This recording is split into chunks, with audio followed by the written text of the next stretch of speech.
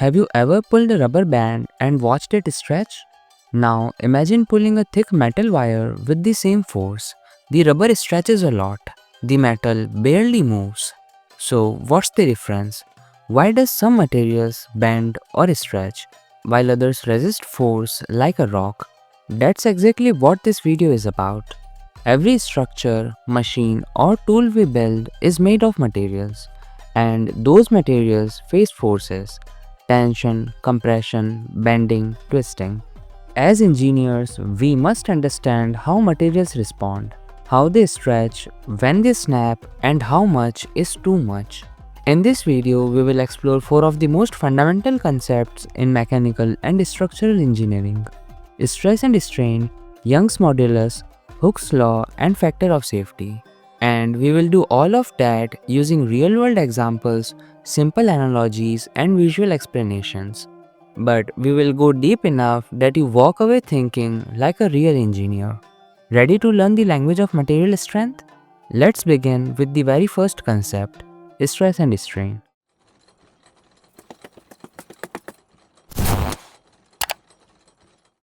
Let's begin our journey with two of the most important building blocks of strength of materials: stress and strain. Imagine you are holding a rubber band between two fingers and gently stretching it. Now, picture doing the same thing with a metal wire. The rubber band stretches easily, but the metal doesn't, or maybe just a tiny bit. But here is the fascinating part: both are experiencing the same kind of physical event. A force is being applied, and the material is trying to resist it. That resistance and how much the object deforms because of it is what engineers study through stress and strain. What is stress? Stress is the internal resistance that a material develops to oppose an external force. It's how the material fights back. Now, think of this analogy. Imagine you are standing on a trampoline. Your weight pushes the fabric down. That's the external load.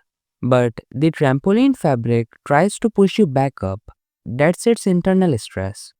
In engineering term, we define stress is equals to force divided by cross-sectional area. The force is how hard you are pushing or pulling. The area is how much surface is available to resist that force. Stress is measured in pascals, but since 1 pascal is very small, we usually use kilopascals, megapascals, and gigapascals. The smaller the area, the more stress builds up under the same force. Next, what is strain? Now that we know the material is under stress, we ask, how much did it deform or change its shape? That's what strain tells us. Strain is a measure of deformation. It shows how much the object has changed in size relative to its original size. The formula is simple: strain is equals to delta L divided by L, where delta L is the change in length, L is the original length. Strain is a dimensionless quantity. It has no units because it's just a ratio. For example, if a 2-meter long wire stretches by 1 millimeter, that's 0.001 meter, then that's a strain of 0.0005 or 0.05 percentage. Tiny number, right? But in high precision engineering, this can be critically important. Let's calculate it step by step. You have a steel wire 2-meter long and 2 millimeters in diameter. You hang a 5 kilogram weight from it. First, calculate the force. Force is equals to mg, which is equals to 49.05 newtons. Next, the cross-sectional area. Area is equals to pi r square, which is equals to 3.14 multiplied by 10 raised to power minus 6 square meters. Now, calculate the stress. Stress is equals to force upon area, which is nearly equals to 15.6 megapascals. Let's say the wire elongates by 1 mm, which is delta L is equals to 0.001 meters. Original length is 2 meters. Strain is equals to 0.0005. This means under 15.6 megapascals of stress, the wire is stretched by 0.05 percentage. This kind of information tells an engineer whether the material is still safe or if it's going to deform permanently or fail. Engineers deal with several types of stress. tensile stress, compressive stress, and shear stress. Each of these affects material differently, and selecting materials often depends on the type of stress it must handle. Quiz time. A rod 1.5 meters long elongates by 3 millimeters under a load. What is the strain?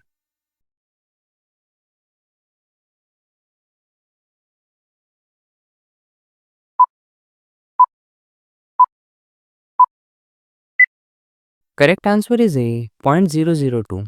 So now you know stress tells us how much force is inside and strain tells us how much a material stretches because of it. But different material stretch differently under the same stress. Some, like rubber, stretch a lot.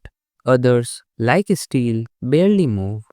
So how do we measure how stiff a material is? That's where Young's modulus comes in, and we will break it down next. Now that you understand stress and strain, let's introduce a new concept that connects them both and help us compare how different materials behave under load. That concept is called Young's modulus or simply the modulus of elasticity. Let's go back to our simple experiment. You pull a rubber band and it stretches easily. You pull a steel wire and it hardly moves.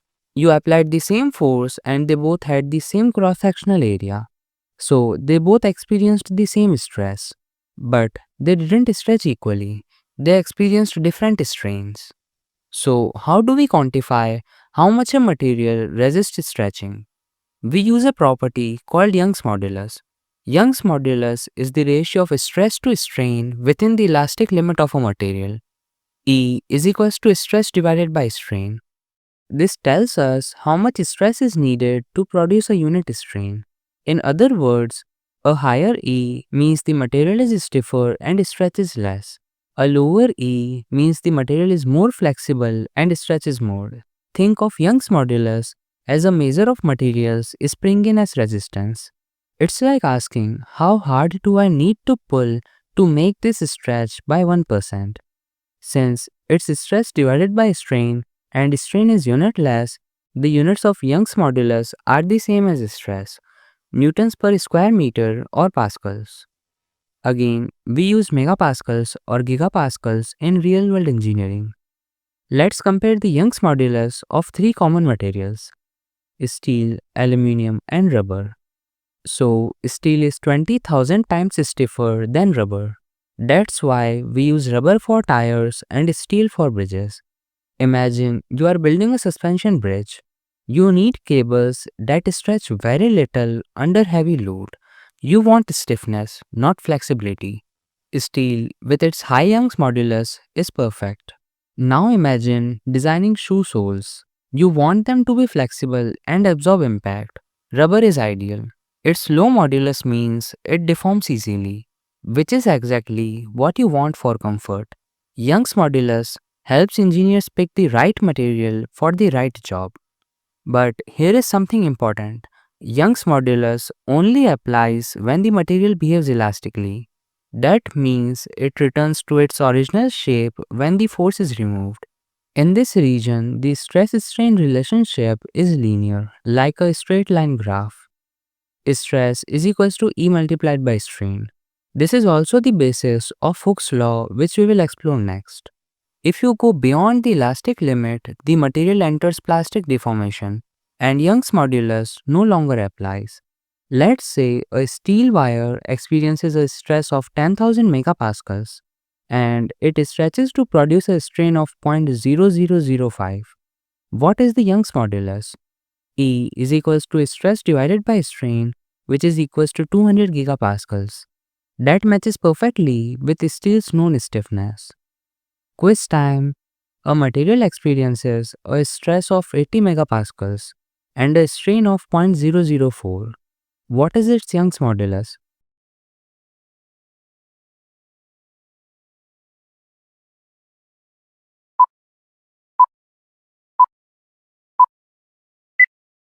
Correct answer is C, 20 gigapascals.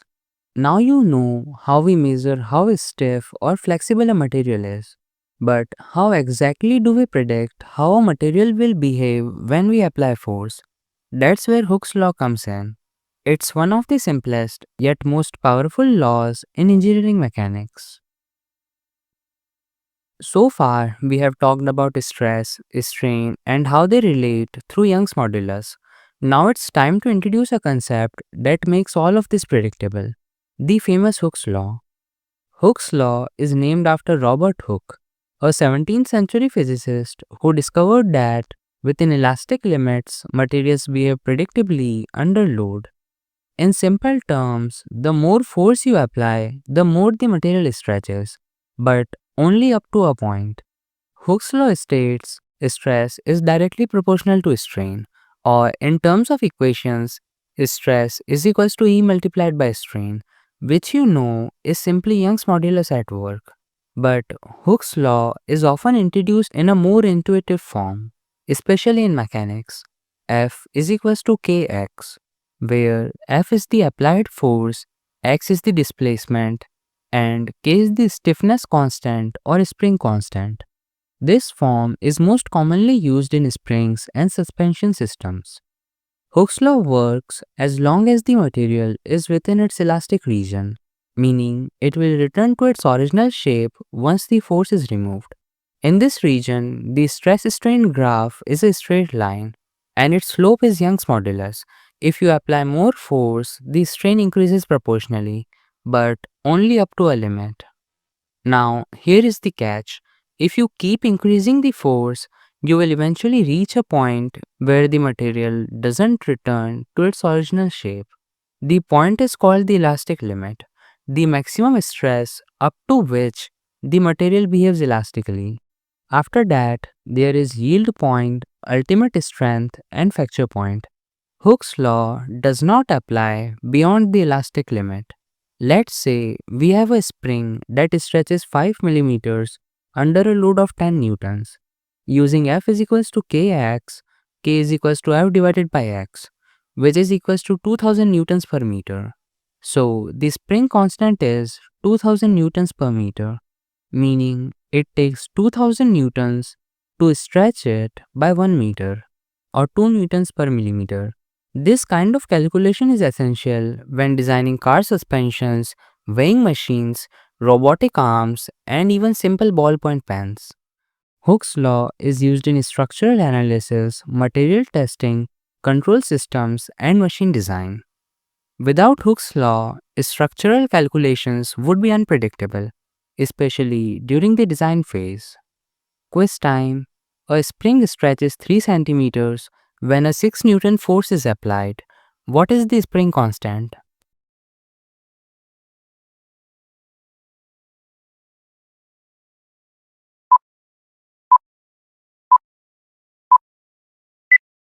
Correct answer is B, 2000 newtons per meter.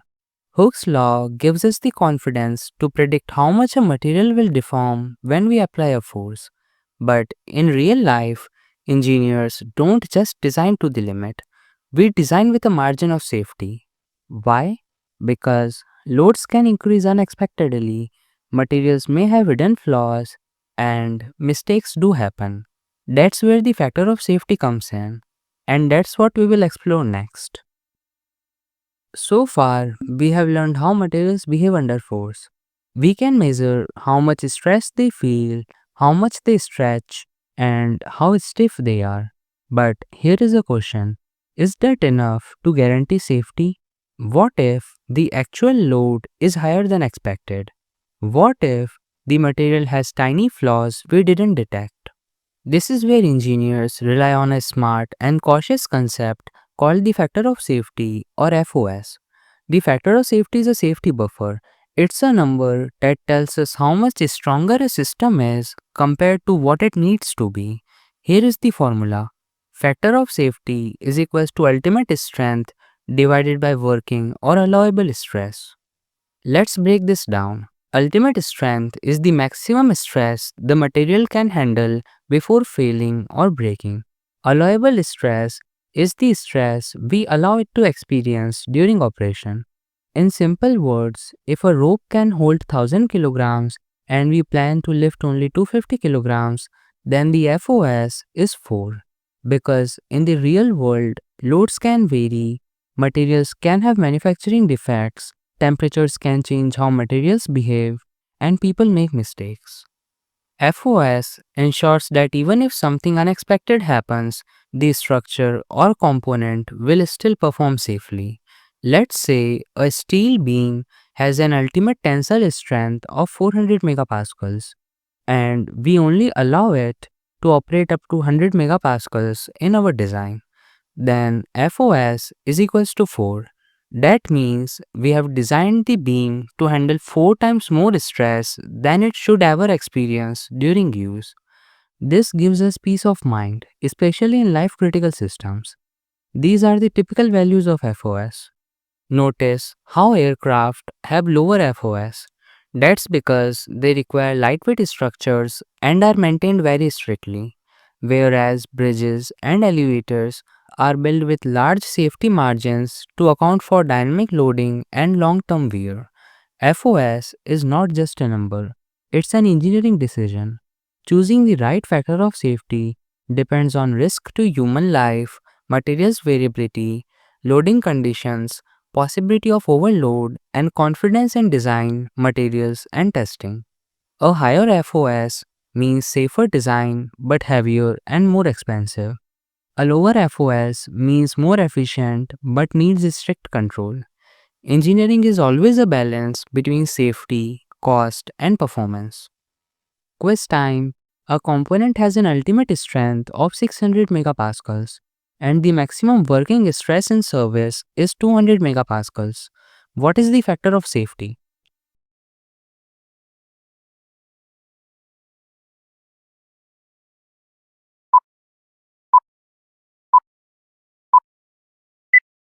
Correct option is A, 3. So far, we have learned how materials respond to force, how far they stretch when they obey rules, and how to keep them safe. Let's see how these principles are applied in the real world, in buildings, machines, and high risk industries. We have learned all the key concepts stress, strain, Young's modulus, Hooke's law, and factor of safety. Now, let's take these ideas off the board and into the real world. How do engineers apply these concepts in actual structures, machine, and safety critical systems? Let's explore. First, structural engineering.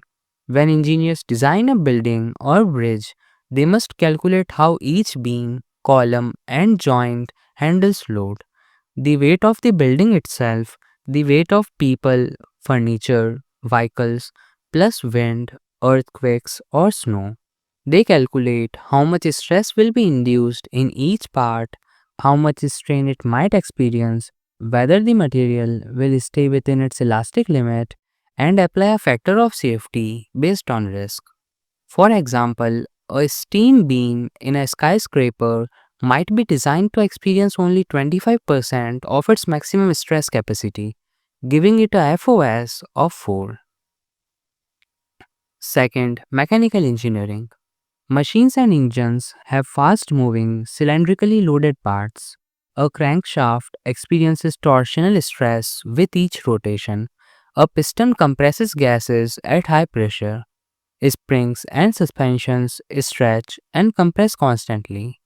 Engineers must ensure materials have the right stiffness, parts don't deform permanently during operation, they return to shape after each cycle, and don't fail over time due to fatigue. Even 1 millimeters of permanent deformation in a machine part can cause vibrations, misalignment, and failure. Third, aerospace engineering. In aircraft and spacecraft, weight is everything. Materials must be strong but lightweight, must survive extreme loads, temperature changes, and cyclic forces. Yet, there is no room for over design because every extra kilogram matters. This is where precise stress strain analysis comes in. Aircraft wings are designed to flex, not break, but always return to their original shape.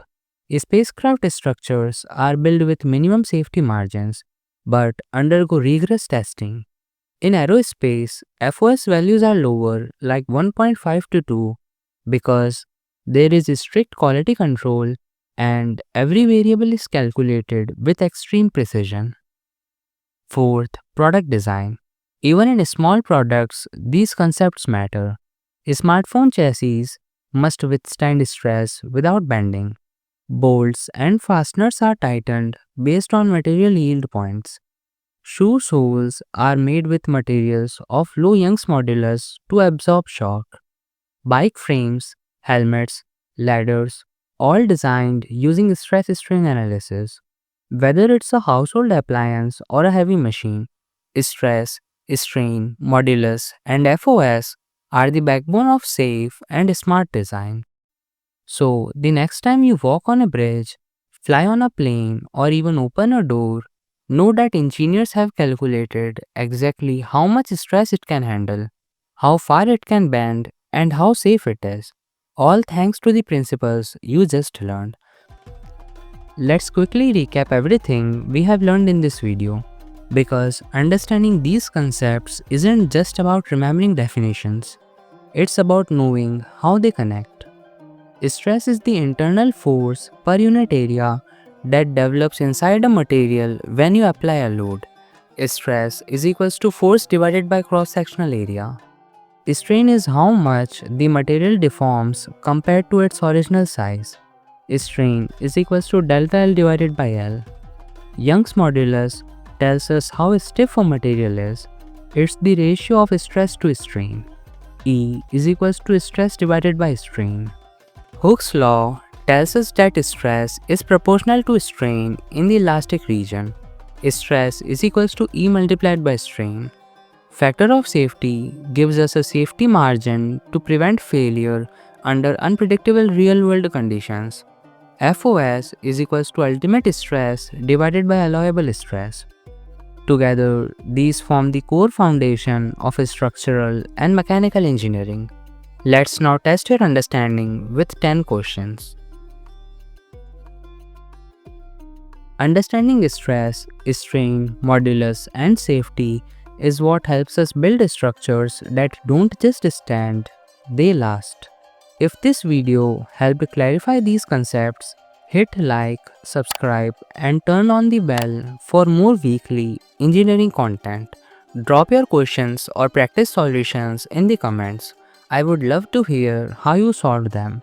See you next Friday right here on Basecamp Engineering.